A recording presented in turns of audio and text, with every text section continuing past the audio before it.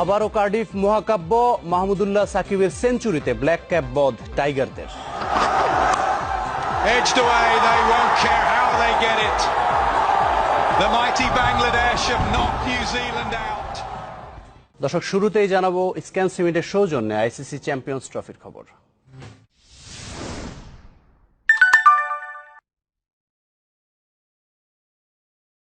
আবারও কার্ডিফ, আবারও বাঘের গর্জন।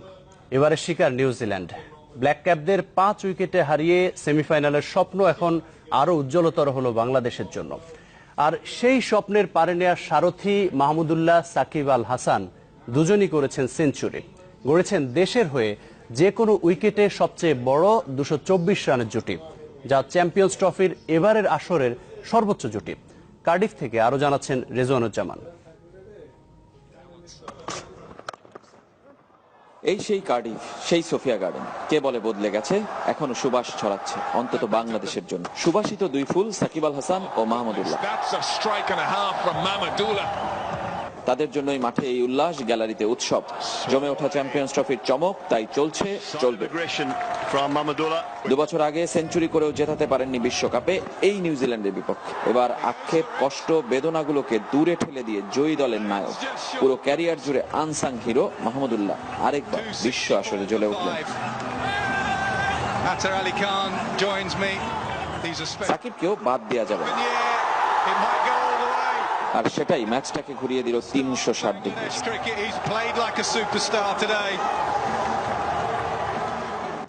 সাউদি বোল্ট মিলনারের গতির ঝড়ে বাংলাদেশের শুরুটা দুঃস্বপ্ন।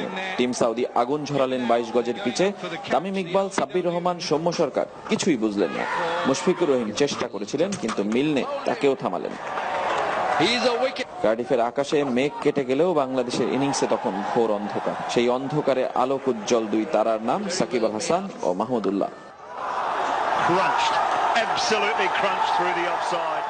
নিউজিল্যান্ডের ইনিংসটাকে অবশ্য 2 ভাগে ভাগ করা যায়, মোসাদ্দেক অ্যাকশনের আগে আর পরে।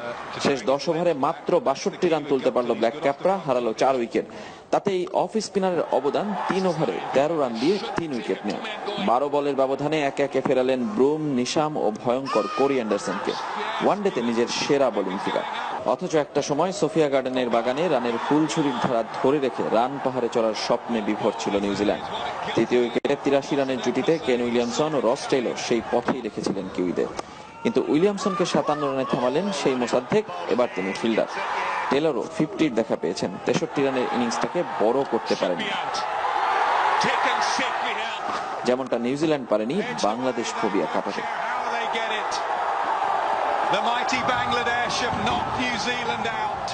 Rezwanuzzaman, channel 24, Cardiff, Wales.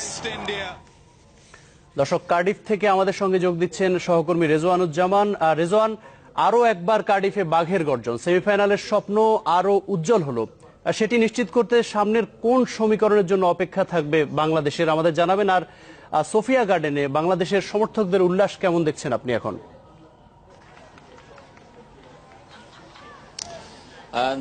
Rohan ঠিকই বলেছেন, সমীকরণ এখন বাংলাদেশ এক ধাপ এগিয়ে গেছে এবং সমীকরণটা খুবই সহজ। কালকে ইংল্যান্ড অস্ট্রেলিয়া মুখোমুখি হবে, ইংল্যান্ডকে জিততেই হবে অথবা বৃষ্টিতে পরিত্যক্ত হতে হবে সেই ম্যাচটি, তাহলেই বাংলাদেশ চলে যাবে সেমিফাইনালে।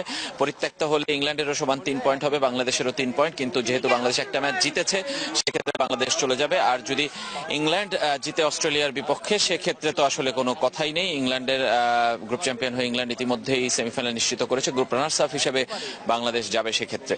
আর সোফিয়া গার্ডেনের দর্শকের কথা বলছিলেন, যে সোফিয়া গার্ডেনে কিন্তু আজকে ফুল হাউস ছিল না, মাত্র 6000-এর কিছু বেশি দর্শক উপস্থিত ছিল এবং এই 6000-এর মধ্যে বেশিরভাগই কিন্তু বাংলাদেশি সমর্থক। তারা একে একে কিন্তু বের হয়ে আসছেন। আমার পিছনে আপনি যদি দেখেন, সমর্থকরা বের হয়ে আসছেন এবং তারা কিন্তু আসলে আনন্দিত। এবং শুরুটা যে হতাশা ছিল, তার ফলে কিন্তু অনেকেই চলে গিয়েছিলেন মাঠের বাইরে।